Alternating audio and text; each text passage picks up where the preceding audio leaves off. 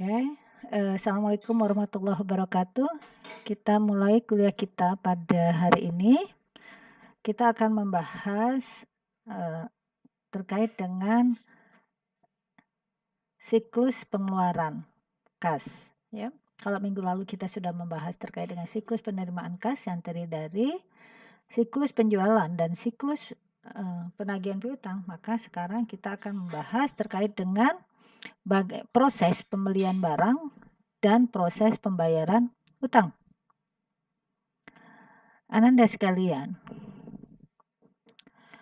proses pembelian barang itu dapat dikelompokkan ke dalam dua aktivitas utama, yaitu aktivitas fisik dan aktivitas keuangan. Aktivitas fisik terdiri dari mulai dari order pembelian barang sampai proses penerimaan barang di bagian gudang atau penerimaan barang oleh bagian penerimaan barang. Ya.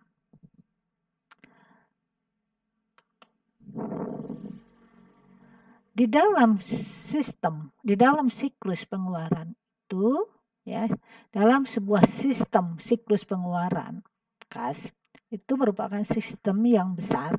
Di dalamnya terdapat dua subsistem, yaitu sistem pembelian dan sistem pembayaran pengeluaran uang. Ya, itu sistemnya. Karena persediaan ini menyangkut dana yang tidak kecil dan menyangkut keberlangsungan dari perusahaan, maka pembelian barang itu harus memenuhi beberapa aktivitas pengendalian.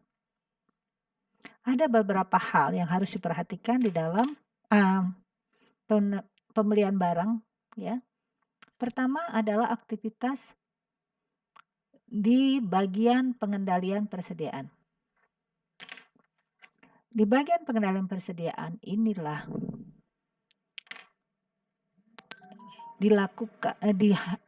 diketahui kapan persediaan harus dibeli, berapa jumlah persediaan yang harus dibeli, ya.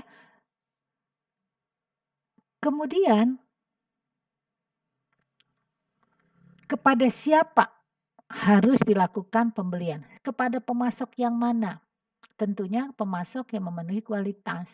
Baik kualitas dengan ketepatan waktu maupun kualitas akan kesesuaian antara kebutuhan mutu dengan barang yang dia jual. Ya. Anda sekalian, bila perusahaan sudah menggunakan sistem komputer, maka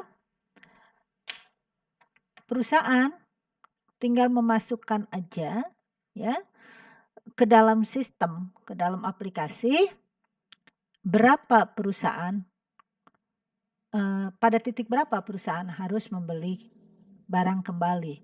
Secara otomatis, maka sistem akan memberikan warning, memberitahu kepada bagian pengendalian persediaan bila persediaan sudah sampai titik pemesanan kembali.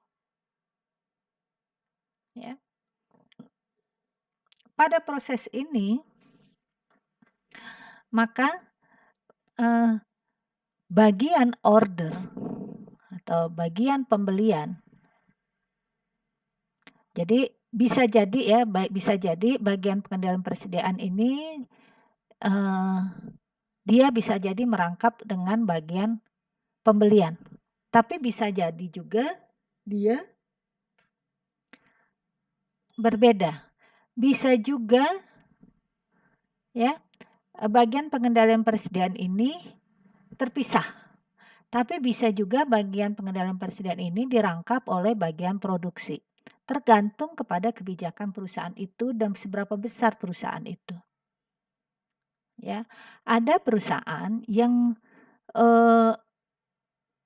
melakukan pemesanan kembali itu adalah bagian penjualan kalau dia dia perusahaannya adalah perusahaan penjualan. Tapi ada juga perusahaan retail maksud saya ya. Tapi ada juga kalau dia perusahaan manufacture, maka yang minta pembelian kembali itu adalah bagian produksi. Boleh Bu, boleh, boleh. Asal tadi ketika pemesanan pembelian, ketika pengendalian persediaan atau yang meminta pembelian itu adalah user, tadi user bisa bagian penjualan atau usernya bagian pabrik, yang minta untuk dilakukan pembelian, ya harus dipastikan bahwa memang yang diminta itu sesuai dengan kebutuhan, ya baik jumlah maupun jenis. Oleh karena itu perlu dilakukan pengawasan, ya dilakukan otorisasi, dilakukan verifikasi dulu sebelum melakukan pesanan pembelian. Tapi ini di sini saya seolah-olah perusahaan ini perusahaan besar sehingga bagian pengendalian persediaannya berbeda dengan bagian usernya, ya. Jadi bagian pengendalian persediaan secara otomatis menerima warning dari sistem, dari aplikasi untuk melakukan pemesanan. Pesanan tersebut ya diserahkan kepada bagian pembelian. Jadi ada dua bagian di sini. Bagian pengendalian persediaan terpisah dengan bagian pembelian. Ini perusahaannya gede banget ya. Jadi persediaannya memang sudah sangat begitu pentingnya ya, sehingga dia mempunyai bagian-bagian terpisah karena pengendalian internal persediaan ini memang harus kuat, harus baik. Karena apa? Persediaan itu sensitif sekali.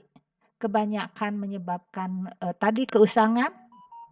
Kalau kebanyakan menyebabkan keusangan, kalau kesedikitan maka perusahaan tidak bisa kehilangan kesempatan untuk menjual.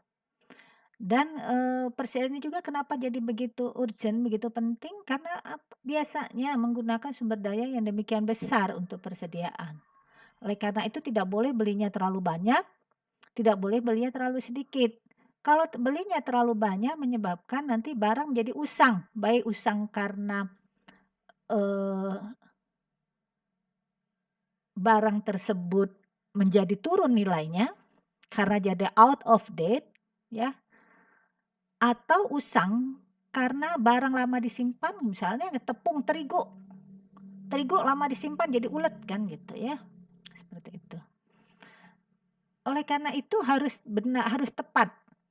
Belum lagi terkait dengan biasanya gitu ya, biaya untuk memesan barang juga tidak sedikit, biaya transport, apalagi kalau dari luar negeri. Oleh karena itu harus dihitung benar titik EOQ-nya, ya, Economic Order Quantity. Berapa sih sebenarnya pembelian yang paling efisien, yang paling ekonomis, berapa jumlahnya? Itu harus diperkirakan juga.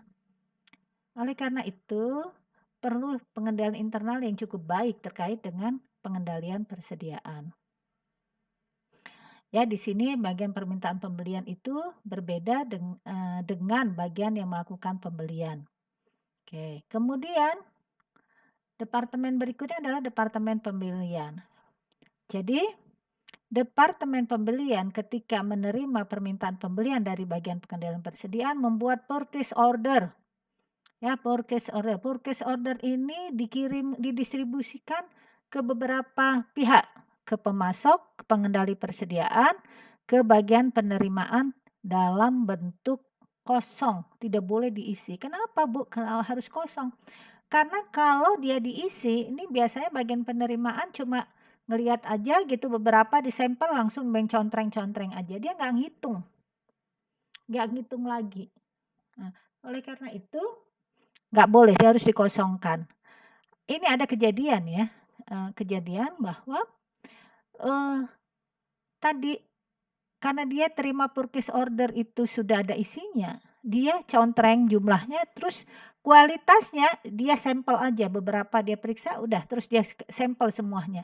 Ternyata Pak, ternyata, yang dia sampel itu bagus, ternyata barang lainnya itu tidak sama kualitasnya dengan yang dibeli, tapi dia sudah nyatakan diterima. Akhirnya apa? Akhirnya direktur yang membawahin pembelian, bagian penerimaan barang, dan bagian pembeliannya masuk penjara semuanya. Ya, itu harus dicegah.